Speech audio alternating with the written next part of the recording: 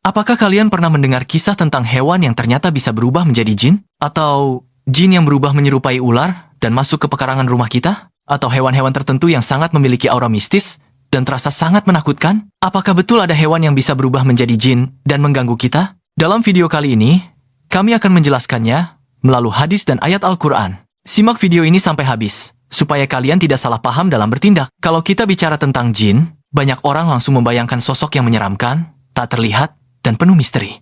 Tapi sebenarnya, dalam ajaran Islam, jin bukan sekadar makhluk horor seperti yang sering digambarkan dalam film. Jin adalah makhluk ciptaan Allah, sama seperti manusia. Hanya saja, mereka diciptakan dari unsur yang berbeda. Kalau manusia diciptakan dari tanah, maka jin diciptakan dari api yang sangat panas. Allah menjelaskan dalam Al-Quran, dan kami telah menciptakan jin sebelum manusia dari api yang sangat panas. Quran Surah Al-Hijr ayat 27. Artinya, jin itu benar-benar makhluk nyata, bukan sekadar mitos atau cerita turun-temurun. Mereka hidup di dunia yang sama dengan kita, tapi di dimensi yang berbeda. Kita tidak bisa melihat mereka dengan mata biasa, tapi mereka bisa melihat kita. Ini dijelaskan dalam Al-Quran. Sesungguhnya ia setan dan kaumnya melihat kamu dari suatu tempat yang kamu tidak bisa melihat mereka. Quran Surah Al-A'raf ayat 27. Jin juga punya kehidupan seperti manusia. Mereka makan, minum, beranak pinak, bahkan ada yang beragama dan ada yang tidak. Ada jin yang beriman, dan ada juga yang kafir. Allah berfirman dalam Al-Quran, dan sesungguhnya di antara kami ada yang saleh, dan di antara kami ada pula yang tidak demikian. Quran Surah Al-Jin ayat 11. Jadi, jin itu tidak semuanya jahat. Sama seperti manusia, mereka punya pilihan, bisa taat kepada Allah, atau justru membangkang. Bahkan, dalam sejarah Islam, ada jin yang mendengarkan Al-Quran lalu langsung beriman. Mereka takjub dengan kebenaran yang dibawa oleh Nabi Muhammad SAW. Tapi, di sisi lain, ada juga jin yang membangkang, yang kita kenal sebagai setan. Mereka inilah yang sering menggoda manusia, menyesatkan, dan membuat manusia jauh dari kebenaran. Salah satu dasar umum dapat kita pahami dari firman Allah dalam Al-Quran, dan tidak ada suatu binatang melata pun di bumi, melainkan Allah lah yang memberi rezekinya. Quran Surah Hud ayat 6. Ayat ini menunjukkan bahwa semua makhluk hidup memiliki peran dan berada dalam ketetapan Allah. Namun, bukan berarti semua hewan harus dibiarkan jika membawa mudarat. Rasulullah SAW secara khusus menyebutkan beberapa hewan yang boleh dibunuh. Bahkan, ketika seseorang sedang dalam keadaan ihram, dalam sebuah hadis syahih disebutkan, ada 5 jenis hewan yang semuanya berbahaya dan boleh dibunuh, baik di tanah halal maupun haram. Tikus, kalajengking, burung gagak, burung elang, dan anjing galak. Muah. Hadis, riwayat Bukhari dan Muslim. Selain itu, dalam riwayat lain juga disebutkan tentang ular. Rasulullah SAW bersabda, bunuhlah ular dan kalajengking. Hadis riwayat Muslim. Dalam beberapa hadis disebutkan bahwa ular yang berada di dalam rumah sebaiknya diperingatkan terlebih dahulu selama 3 hari, karena dikhawatirkan itu adalah jin yang menyerupai ular. Jika setelah itu tetap muncul dan membahayakan, maka boleh dibunuh. Sekarang, mari kita bahas satu persatu hewan yang disebutkan, agar lebih jelas dan mudah dipahami. 1.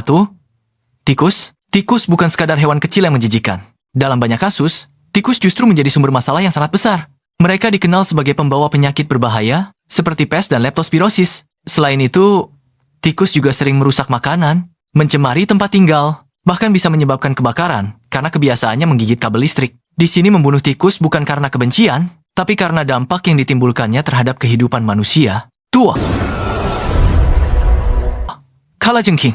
Kalajengking adalah hewan berbisa yang sengatannya bisa sangat menyakitkan, bahkan mematikan pada kondisi tertentu. Rasulullah SAW secara tegas memerintahkan untuk membunuhnya. Bunuhlah ular dan kalajengking.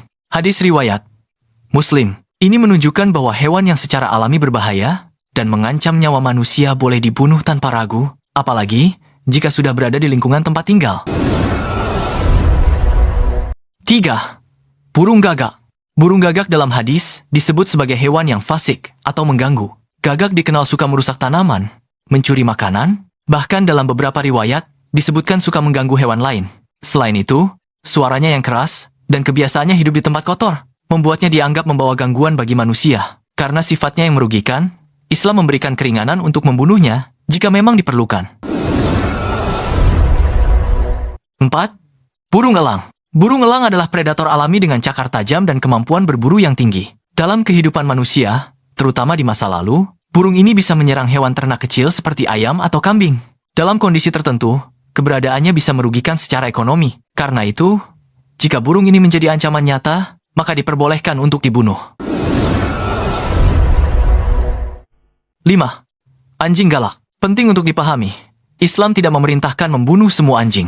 Yang dimaksud adalah anjing galak, anjing liar, atau buas yang berpotensi menyerang manusia. Anjing seperti ini bisa membahayakan keselamatan, terutama jika membawa penyakit seperti rabies. Namun, jika anjing tersebut tidak berbahaya, bahkan bermanfaat, maka tidak boleh disakiti apalagi dibunuh.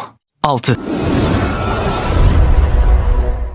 Ular. Ular juga sering disebut sebagai hewan yang boleh dibunuh karena potensi bahayanya. Namun, ada adab khusus yang diajarkan oleh Rasulullah SAW. Jika ular ditemukan di dalam rumah, maka dianjurkan untuk memberi peringatan terlebih dahulu selama 3 hari.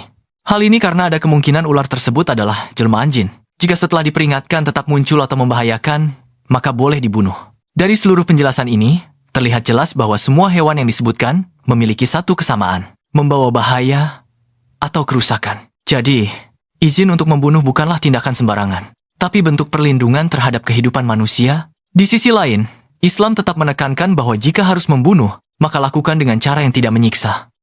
Rasulullah SAW bersabda, sesungguhnya Allah mewajibkan berbuat ihsan dalam segala hal. Hadis riwayat Muslim. Maknanya, bahkan saat kita terpaksa membunuh hewan sekalipun, tetap harus dilakukan dengan cara yang baik dan tidak kejam. Dengan memahami semua ini, kita bisa melihat bahwa ajaran Islam selalu berada itu tidak berlebihan, tidak kejam, dan tidak pula memberikan bahaya, agar manusia bisa hidup dengan aman, sekaligus tetap memiliki kasih sayang terhadap seluruh makhluk hidup. Dari kisah ini kita belajar satu hal, dunia ini tidak hanya tentang apa yang terlihat oleh mata. Ada hal-hal yang Allah ciptakan di luar jangkauan kita, termasuk jin, dan juga ada aturan-aturan penuh hikmah tentang bagaimana kita hidup berdampingan dengan makhluk lain. Semua ini bukan untuk menakut-nakuti, tapi untuk mengingatkan kita agar lebih waspada, lebih bijak, dan lebih dekat kepada Allah dalam setiap langkah hidup kita. Kalau kamu merasa konten seperti ini menambah wawasan dan membuka cara pandang baru, jangan lupa untuk dukung channel ini ya, dengan like video ini. Tulis pendapat kamu di kolom komentar, dan subscribe supaya kamu gak ketinggalan konten menarik lainnya. Karena satu klik dari kamu,